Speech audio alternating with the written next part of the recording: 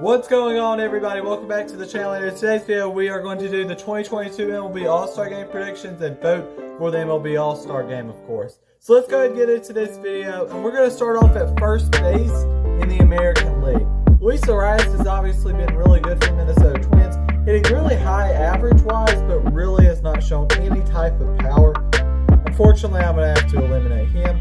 Obviously, players like Bobby Dalbec and Hunter Dozier aren't going to be in this conversation, but the two, of course, guys that are definitely going to be in here for first base is Ty France and Vladimir Guerrero Jr. Ty France has been really good this year, 316 average with 10 home runs and 45 RBIs and an 866 OPS. He's been really awesome for the Seattle Mariners and probably their best player. And I think he'll probably be their only All-Star representative, but it sucks for him that there is this one player named Vladimir Guerrero Jr. You probably heard of him in the American League, hitting 264 with 17 home runs and 42 RBIs and an 857 OPS. I think he definitely is going to be the all-star starter at first baseman in the American League. Let's go ahead to the National League. And the National League, there's been a couple good top-heavy first basemen, but not really overall that great. Really between Pete Alonso and Paul Goldschmidt really are the two guys that are really competing for it right now. And, you know, I think this obviously has to go to Paul Goldschmidt. He's the MVP favorite in the National League right now, hitting 340 with 17 home runs and 61 RBIs and over 1,000 OPS. And, you know, this is a guy that's been one of the most underrated players over these last few years, and I definitely think he deserves some more recognition. You know, especially with the way that St. Louis is playing, he deserves more recognition than he gets, and he's definitely the best first baseman in baseball. As good as Vladdy is, he still is the best first baseman in baseball. Paul Goldschmidt is not slowing down any. He is the best player in the National League right now. Next up at second base, you know, second base in the American League has been tough to find. And this one really is down to the three players of Andres Gimenez of the Cleveland Guardians, Santiago Espinal of the Toronto Blue Jays, and Jose Altuve of the Houston Astros. I think this one obviously has to go to Jose Altuve, hitting 278 with 13 home runs and 24 RBIs and an 878 OPS. As much as I would like to give it to Andres Gimenez or Espinal, I just think that he's the obvious guy. Next up in the National League for second baseman, it's not been that great either, but I think the clear and obvious choice is Jazz Chisholm Jr. of the Miami Marlins, hitting 249 on the year with 14 home runs and 45 RBIs and an 860 OPS. He currently does rank first in the All-Star voting, so he definitely probably will make it into the All-Star game. Chisholm is a really good player, and like I said, it has been really horrible in the National League. Maybe another candidate would be Jeff McNeil.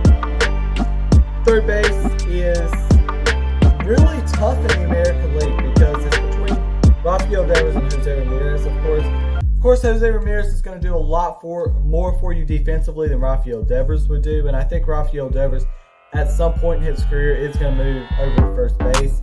But, you know, Jose Ramirez is really good offensively, and even though I think that Rafael Devers has been the better overall player hitting-wise, I think that the better overall player has been Jose Ramirez of the Cleveland Guardians, hitting 301 with 16 home runs and 62 RBIs and a 1,014 OPS. I think that he's just made more of an impact to his team for not only what he does on the defensive side, but just what he does as a whole for his team. I think that's why I'm going to select Jose Ramirez as my choice here. Next, let's go to the National League, and it's really between Nolan Arenado and Manny Machado and Austin Riley. Those are kind of the three guys, but I think this obviously has to go with Manny Machado. Currently, he's on the injured list, but still, Manny Machado, 328 average, 12 home runs, 46 RBIs, 945 OPS. He's playing for the Padres. You know, he's really carrying them and leading them to, right now, almost a division lead. He's performing really well. And let's go ahead and head to shortstop. You know, in the American League, Tim Anderson is currently second, and he's been hitting really well. It's just you kind of have to rule him out because he hasn't played very much this year. That's why the obvious choice here is Bo Bichette of the Toronto Blue Jays, hitting 260 with 11 home runs and 38 RBIs and a 733 OPS. In the National League, maybe a little biased, but, you know, it's between Trey Turner and Dansby Swanson, but it has to be Dansby Swanson for me. You know, they're putting up similar numbers average-wise, hitting 302 for Swanson versus 312.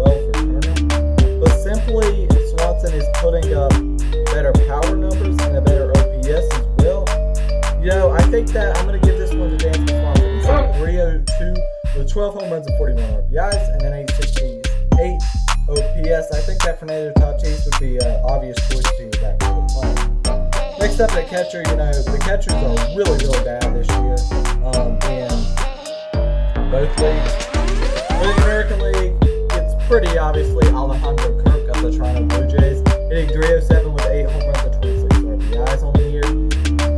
Salvi was kind of the favorite probably coming into the season, but he's not anymore. There's really not any good catchers. Jose Trevino is currently the second guy that people are voting for. That's kind of sad right there. In the National League, not that great either. Wilson Contreras is obviously I can't wait to see what happens to him at the trade deadline, who he gets traded to. And, even with a guy that has the rest of this year left on his contract, I still think that the Cubs will get a big package back for him. Getting 264 to 12 He's really building. And, Wilson Contreras is the favorite to get this, be an all-star player. Players like Carlos still not playing well. But really, it's between Contreras and now in the outfield, of course, you get 3 selections. Also, I want to note that you have to have a player from each team. One team, each team is going to have a representative from the Baltimore Orioles is going to have a representative. Everybody has to have a representative. Very different.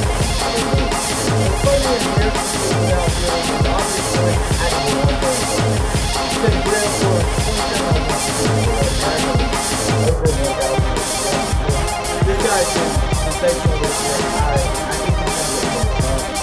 He may get up to $400 million that does that. He's staying healthy now. And I think that Aaron Judge is the best player in baseball right now. Second choice, of course, is Mike Trout. He's having a really good year as well. Even though the team sucks, he's having a really good year. 284, 21 runs, and 43 RBIs, over 1,000 OPS. He's hitting really well this year. And I'm going to go with his teammate as well. It's going to be, I guess, last year.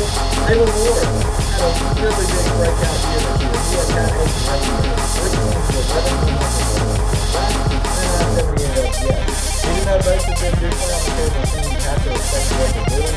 They're having a really good year both. Now let's go into the National League for outfielders. And the National League has been interesting this year as much as I do want to play them. I just don't think they really play them up. But of course, he's the best in the sports right now. He's probably second in the MLB race right now. Yeah, Chris Taylor Grave with 17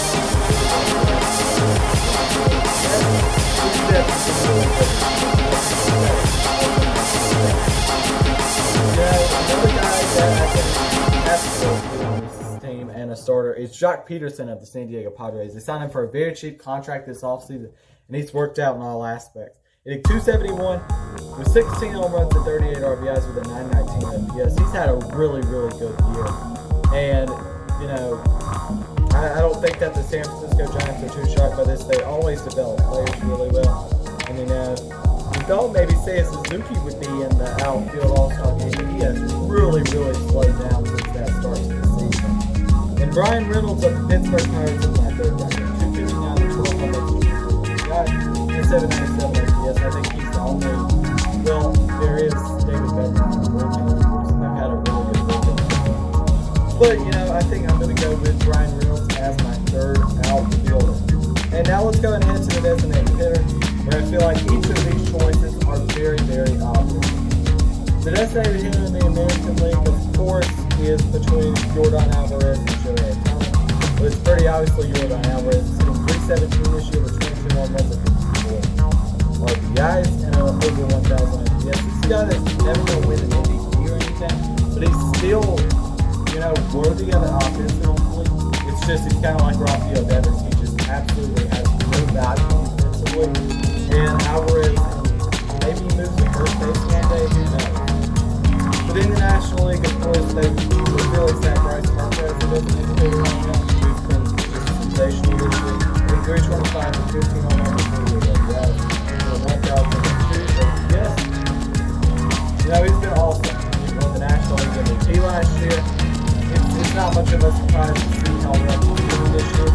And yeah, that is my all-star ballot. Make sure you like the video, subscribe to the channel, and turn on notifications, because this is the place to be for great baseball content. Thank you for watching.